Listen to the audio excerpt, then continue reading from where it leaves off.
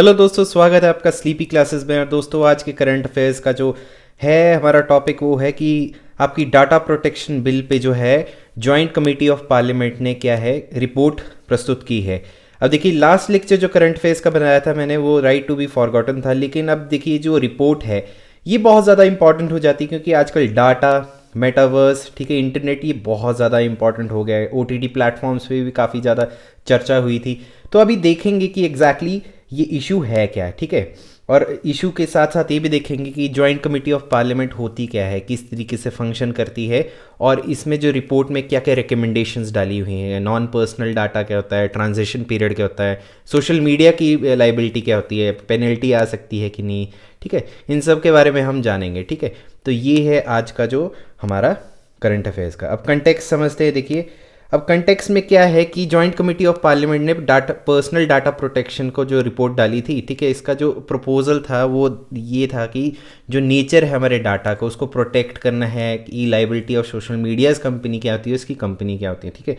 अब देखिए कि कितनी ज़्यादा 2019 से ये चीज़ चली हुई, तो 78 सिटिंग्स बैठी थी, ठीक है जी। और 184 आवर्स का टाइम इन्होंने लिया है, 20 मिनट जो है, क्योंकि ये मिनट्स होते हैं आपकी मीटिंग्स, ठीक है जी। और हाफ और डजन एक्सटेंशंस भी ली हैं। और फिर आपकी जो जेसीपी है उसने पर्सनल डाटा प्रोटेक्शन बिल की रिपोर्ट्स जो है वो अभी रिसेंटली थर्सडे पे ही, ठीक है जी, दी थी। अब इसकी रिकमेंडेशंस जो हैं वो उसको पढ़ना बहुत ज़्यादा है। देखिए, अब इसमें टोटल 99 जो हैं इन्होंने रिकमेंडेशंस डाली थी, जिसमें कि जो 12 हैं वो पर्सनल डाटा प्रोटेक्शन बिल से हैं और बाकी जो हैं वो मॉडिफिकेशन के हिसाब से हैं, ठीक है। तो अब वो जानते हैं कि क्या क्या रिकमेंडेशंस है। लेकिन सबसे पहले ये देखते हैं कि हमारी ये जो जॉइंट कमेटी ऑफ पार्लियामेंट है वो क्या है, ये पॉलिटी का एक कॉन्सेप्ट है, वो देखते हैं। देखिए, अब देखिए कोई भी ऐसा कोई आपका मैटर आ गया हुआ है, ठीक है, और जिसके बारे में लगता है कि डिस्कशन करनी चाहिए, ठीक है, तो आपके जो कंसर्न्ड मिनिस्टर हैं, ठीक है जी, जैसे इसके जो है इंफॉर्मेशन एंड टेक्नोलॉजी जो है मिनिस्टर थे, उन्होंने personal data protection bill pay JCB के लिए बोला था, ठीक है।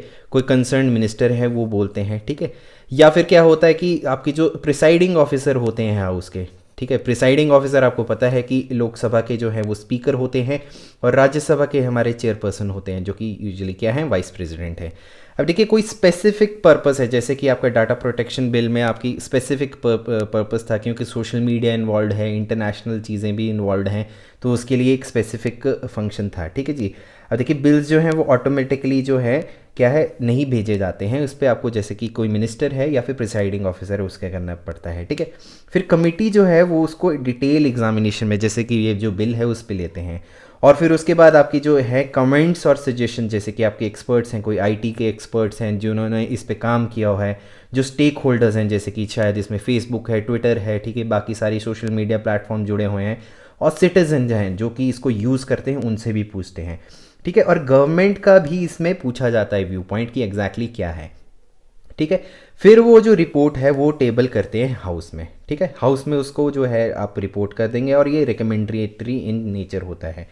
फिर गवर्नमेंट जो है वो उसके पास एक डिस्क्रिशन रहती है कि वो जो आपकी जो रिपोर्ट दी है वो एक्सेप्ट करनी है कि नहीं। अगर वो एक्सेप्ट करती है तो फिर वही आपका जो प्रोसीजर है कि जिस भी हाउस में उसको प्रेजेंट किया है, चाहे वो लोकसभा है या राज्यसभा है, वहाँ से वो पास होता है, फिर वाइस वर्सा एक दूसरे के पास जाता है पास होने के लिए।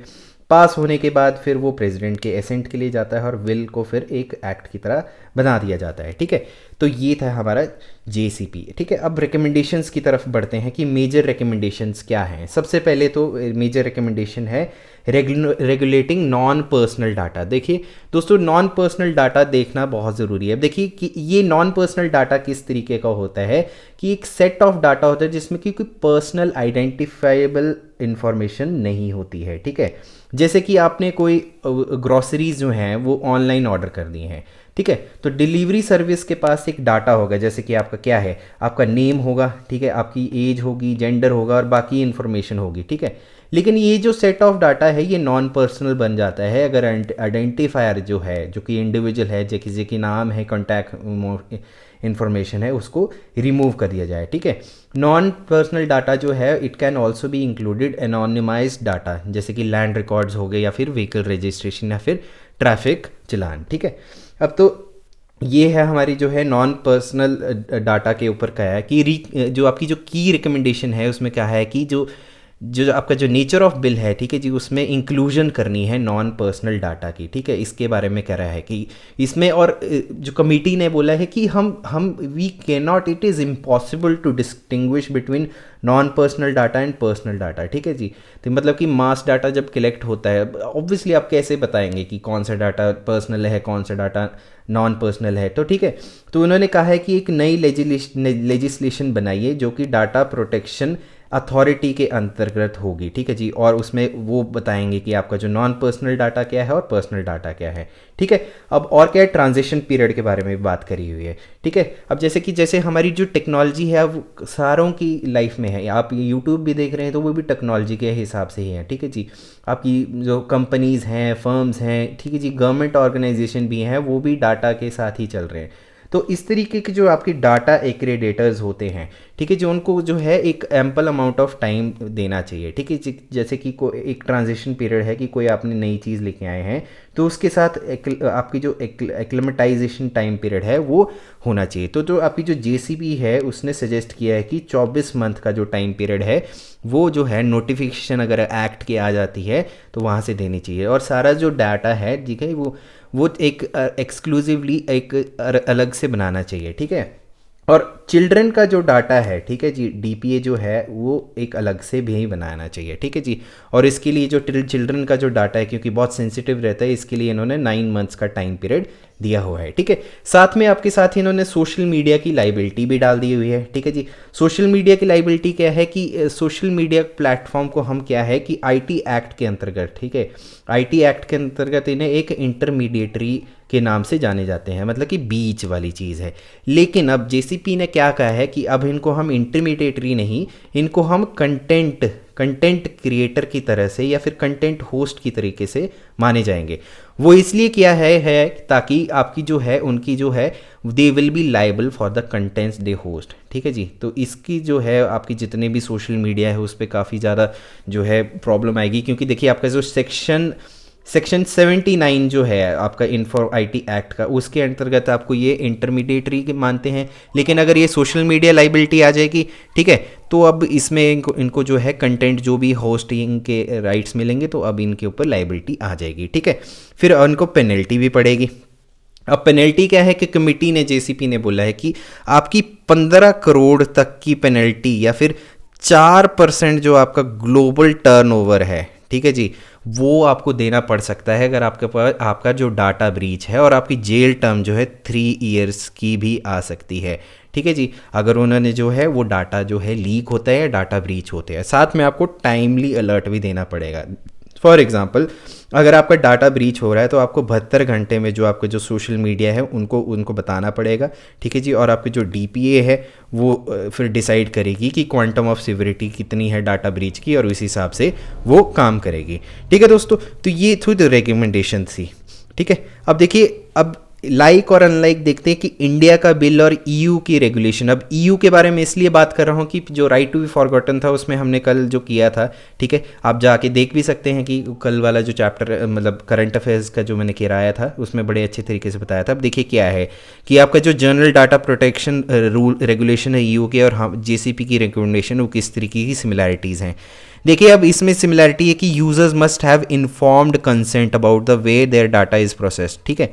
और यहाँ पे भी है कि processing of data should be done in a fair and transparent manner while ensuring privacy, ठीक है। प्राइवेसी के ऊपर काफ़ी ज़्यादा है। आपकी सुपरवाइजरी अथॉरिटी जो है उसको नोटिफाई करना पड़ेगा 72 आवर्स में, यहाँ पे भी वो क्लॉज डाल दिया हुआ है। 2 ईयर का ट्रांजिशन पीरियड दिया है, यहाँ पे भी 24 मंथ्स का टाइम पीरियड दिया है। 9 मंथ्स का जो है आपके जो चिल्ड्रन के लिए दिया हुआ है।